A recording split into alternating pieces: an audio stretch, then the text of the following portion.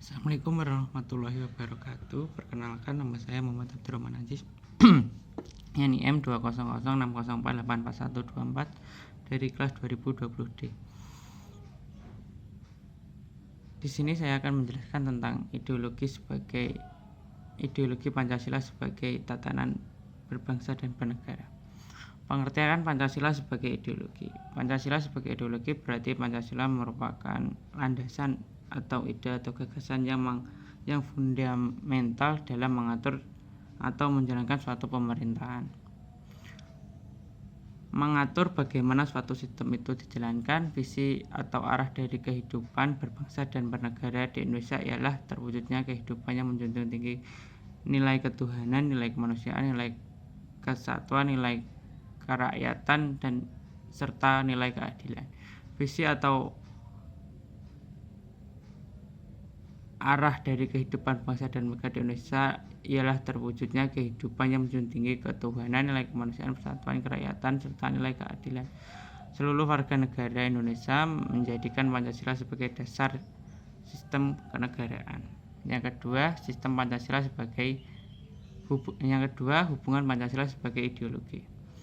Hubungan Pancasila sebagai ideologi bangsa Indonesia adalah bahwa nilai-nilai yang terkandung dalam ideologi Pancasila itu menjadi cita-cita normatif bagi penyelenggaraan bernegara. Dengan kata lain, visi atau arah dari penyelenggaraan kehidupan berbangsa dan bernegara Indonesia adalah terwujudnya kehidupan yang berketuhanan, berkemanusiaan, berpersatuan, berkerakyatan, dan berkeadilan.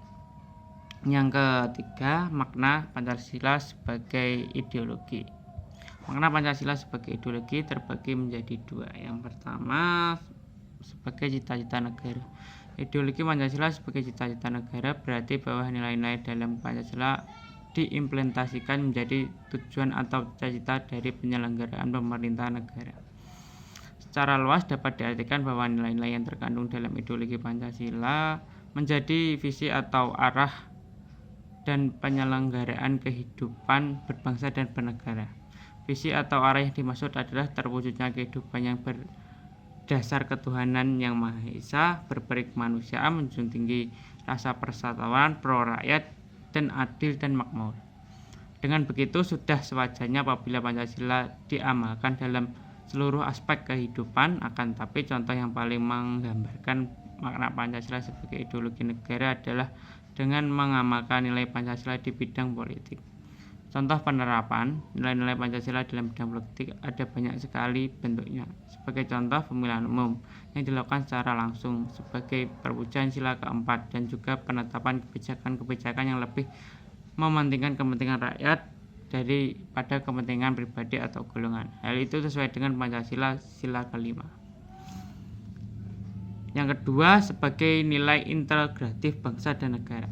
Pancasila sebagai ideologi negara yang terwujudkan dalam nilai integratif bangsa dan negara membuat Pancasila menjadi sarana untuk menyatukan kepribadian bangsa Indonesia.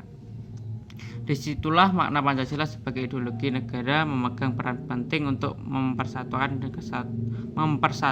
dan sebagai wujud nilai kebersamaan yang menjadi pemecah konflik atau penyetara kesenjangan. Yang keempat, saya akan menjelaskan tentang pandangan para ahli mengenai makna dari Pancasila sebagai ideologi. Beberapa negarawan juga mengungkapkan makna Pancasila sebagai ideologi negara menurut pandangan mereka. Yang pertama, seperti yang disampaikan oleh mantan Presiden pertama Indonesia, Soekarno, bahwa Pancasila adalah asas bersama yang mampu membuat semua kelompok masyarakat di Indonesia ini bersatu dan menerima asas tersebut. Yang kedua, selain itu, Adnan Buyung Nasution juga pernah menyatakan bahwa telah terjadi perubahan fungsi asli Pancasila, walaupun mendapat julukan sebagai filsafat atau buah pikir yang mendalam. Pancasila sebenarnya dimaksudkan sebagai sarana atau